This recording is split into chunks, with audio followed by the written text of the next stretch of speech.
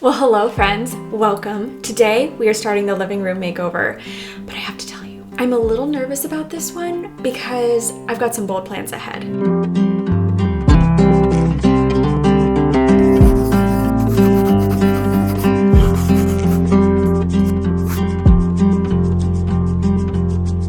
So here's the deal. Everything in this room is white. The walls are white, the trim is white, the couch is white, we've got 2 white mantles. More on that later. And let me tell you, I'm over it. I'm bored. This has got to change. Clearly, my first option was to paint this room. And specifically, I thought it could be fun to color drench this room.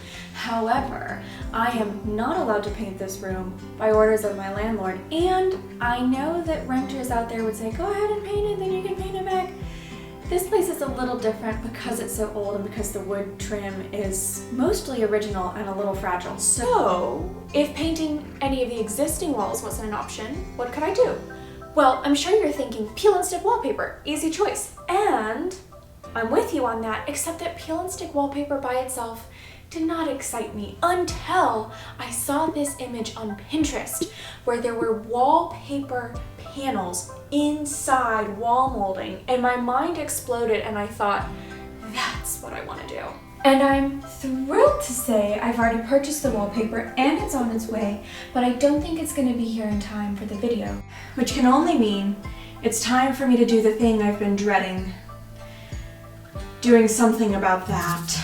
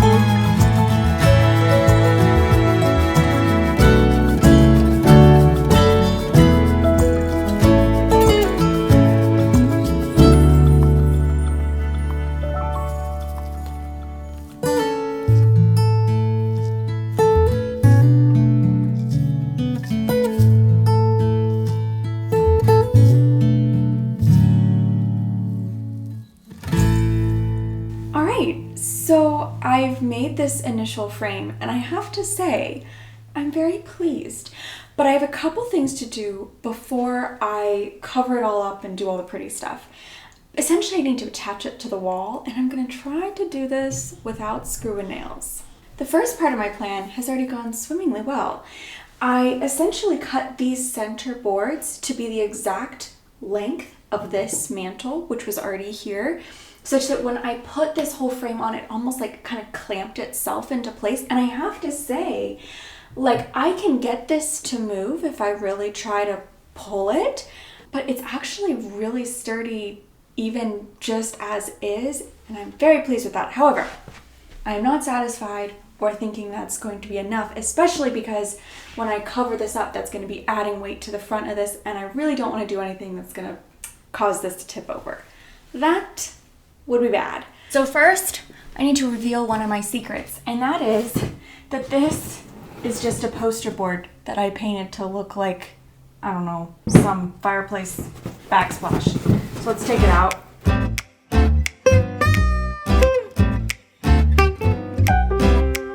All right, now this is the front of the mantle that I love and the one that I'm trying to make look built in.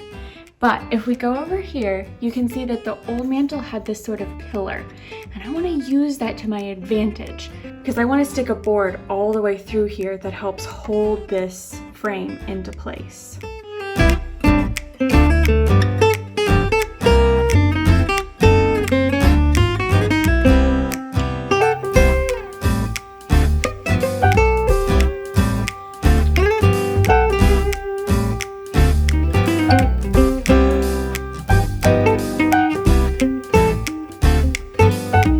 So let's chat about why I was willing to do all this work for this mantle.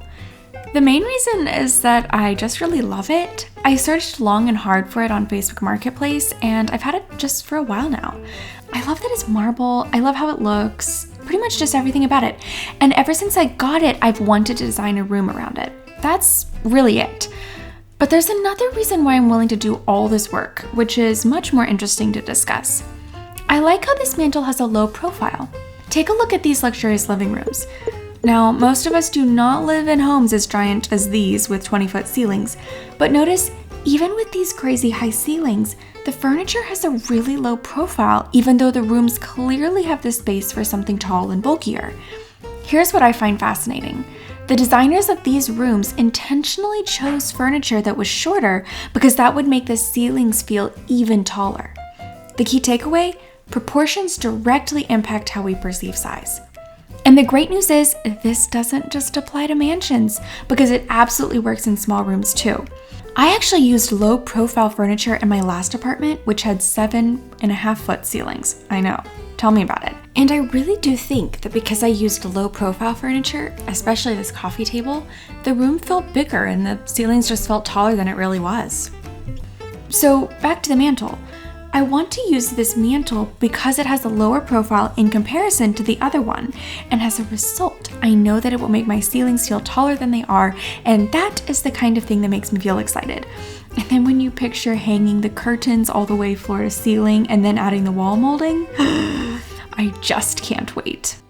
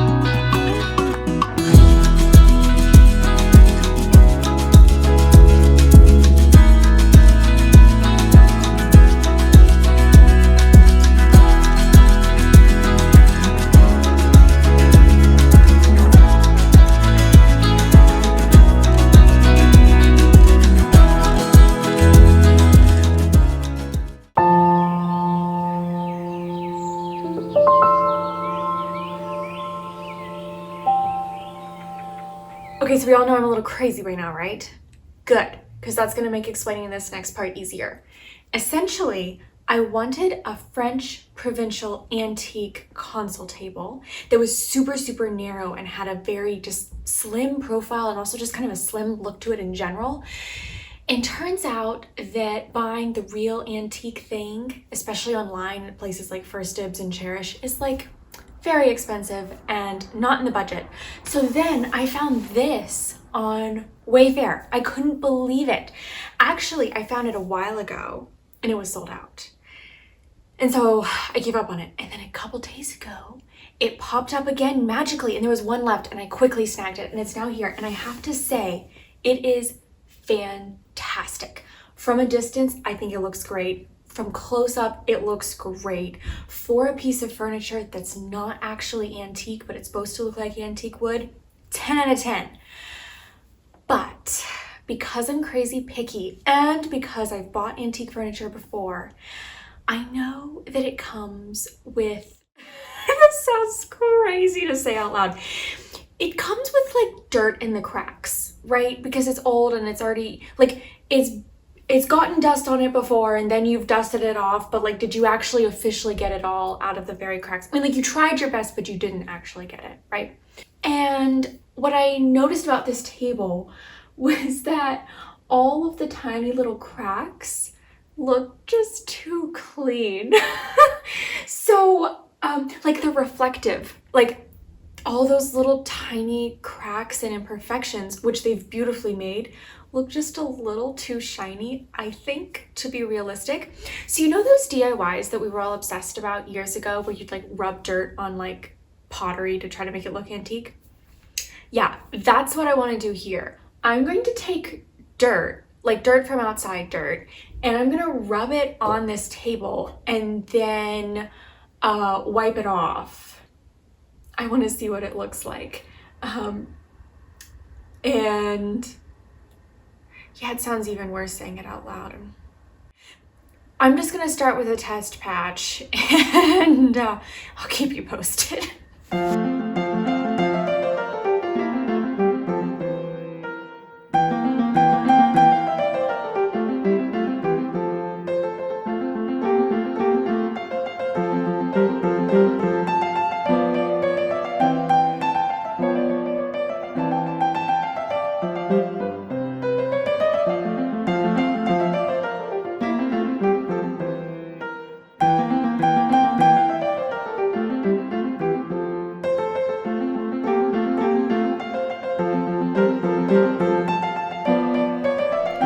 Well, I have to say this has got to be one of the craziest DIYs I've done, but I also have to say I kind of actually like how it turned out. It's very subtle, but the fact that all those tiny cracks are no longer shiny, I think goes a long way. Anyways, probably time we get back to the wall mantle situation.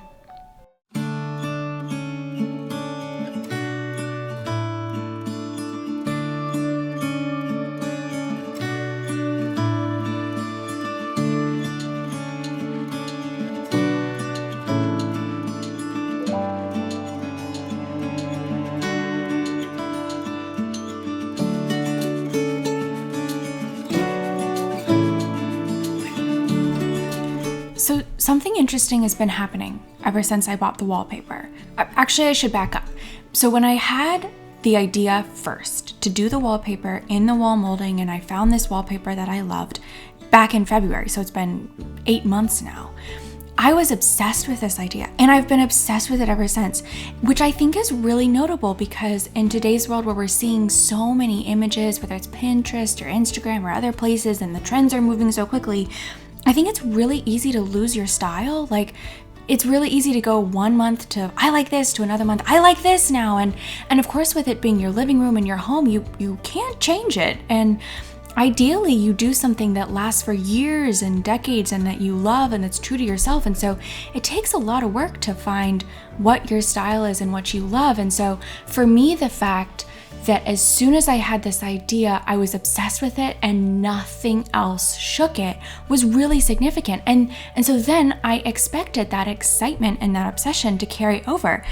But what's been crazy to me is that as soon as I bought the wallpaper and as soon as I've gotten close to actually putting it up, like I'm building the wall now, like things are happening, all of a sudden I've begun to be way more scared and doubt my decision. Like, are the colors gonna work? You know, is it gonna be too dark? All these things start coming through my head in a way that I normally don't experience when I make artistic decisions like this. So I really wanted to discuss this with you guys because I know that, no one's immune from doubting their decisions like this, especially when they're, well, in my case, they're really pretty bold. But yeah, I don't know. I expected that if I was so obsessed and so excited about this and felt like it was so true to my style, that I guess I wouldn't be experiencing these feelings, and here I am. So I'm still going to continue through with it, of course, because I have many, many, many more moments where I definitely am excited and obsessed about this. But yeah, I don't know.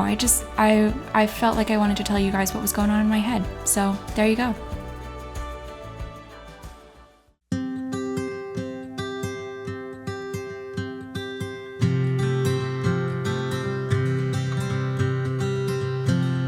This is the moment I've been looking forward to, because this is the moment that we get to choose a paint color for this wall. Yes, I'm not allowed to paint any of the existing walls in this place, but if I make my own wall, I don't see any reason why I can't paint it. So these are the 5 colors that I picked up. They're all from Sherwin-Williams. This is Landmark, Brainstorm Bronze, the names they come up with these things, right? Warm Stone, and Virtual Taupe. And then this was a wild card. This is Sleepy Owlet, but I saw it in the stores and I was like, I love this color. Maybe it's not for this room. Well, I think it could go excellently in this room. But I think there's gonna be a future room where I must use this color because I'm kind of obsessed. I was thinking of a taupe color that would sort of darken up this room, if you will, a la if I were to be able to paint the whole thing, and then something that would go with the wall mural as well. Now, when I took a peek behind the camera, the color that this wall mural is coming through as is not accurate. It's way more, it's way lighter and more blue-green in person than on camera. So maybe I'll pop up a photo so you can see the real colors with these paint swatches.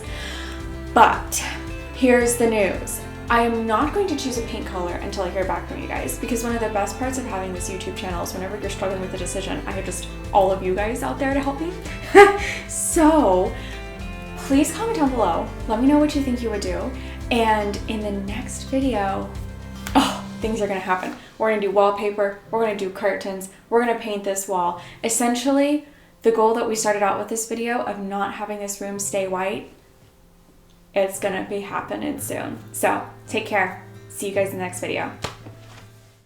Oh, come on. What's your big deal? It's literally just saying like and subscribe. I mean, it's one of the easiest things for them to do. Plus, everyone likes supporting small channels. Nothing to be ashamed of. Yes, but it makes me uncomfortable to say. Excuses, excuses. Just get out there and do it.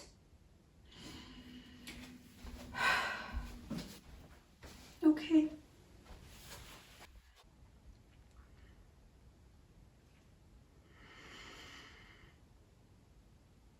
Nope.